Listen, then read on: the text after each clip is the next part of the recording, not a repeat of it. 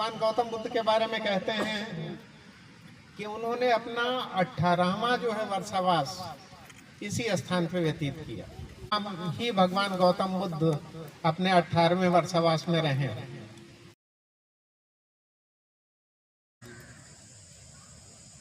तो दोस्तों, आप यहाँ देखिए एक शिवलिंग का आकार है जो सामने दिखाई दे रहा है। जय हो कन्हैया बाबा। पूर्व में इनको कन्हैया बाबा के नाम से जाना जाता था और ऐसा लोगों के मुताबिक, आसपास के लोगों के मुताबिक, बुजुर्गों के मुताबिक आज से लगभग 10-12 वर्ष पूर्व यहाँ जनपद महाराज जिनके सैन्य विज्ञान के भागाध्यक्ष श्री परशुराम गुप्ता जी के विशेष पहल से ये यहाँ की भूमि को ऐसा बताया गया है कि ये गौतम बुद्ध की 8वीं अस्थि ये रामग्राम है और 8वीं अस्थि यहीं पड़ी हुई है। तो ऐसे में पुरातन तत्व की टीम को लगाया भी गया, लेकिन कुछ कारणवश खुदाई नहीं हो पाई। लेकिन अब वह समय आ गया है, खुदाई होने जा रहा है।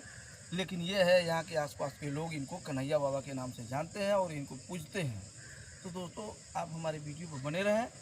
या आप यूँ कहिए कि 2000 वर्ष पहले से लेकर के और आज तक इसकी पहचान नहीं हो सकी थी कि रामग्राम कहाँ है। एक्चुअली वास्तव में जो रामग्राम नगर है वो यहाँ से लगभग 9 किलोमीटर उत्तर की तरफ है। वो भी जंगल के अंदर है और वहाँ इस तरह के तमाम टीले हैं।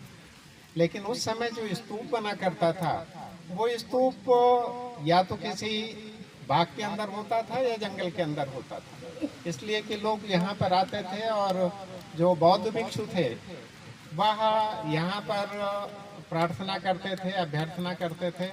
और ये स्थान जो जहाँ पर लोग रहते थे उससे दूर पे बनाया जाता था। तो इस तरह से हम यहाँ पर आए।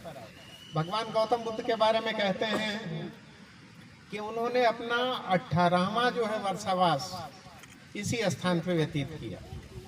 जो सोनाड़ी स्थल है जो कि बगल में ही है, वह कभी सामनेर बिहार हुआ करता था। वह सामनेर बिहार ही सोनाड़ी इस समय हो गया है और हो सकता है कि वहाँ ही भगवान गौतम बुद्ध अपने 18वें वर्षावास में रहे। ये स्थल जहाँ पर हम इस समय बैठे हुए हैं, अशोक के बारे में ऐसा कहा जाता है कि जिस समय वो हुआ और उन्होंने भिक्षु को एक तरह से बौद्ध धर्म ग्रहण किया, तो वे सभी उन स्तूपों पर पहुंचे जहां पर भगवान गौतम बुद्ध की अस्थियां थी। उन्होंने उन स्तूपों से वो अस्थियां निकाली और उनके हजारों जो है टुकड़े किए और हजारों स्तूप बनवाए उस पर।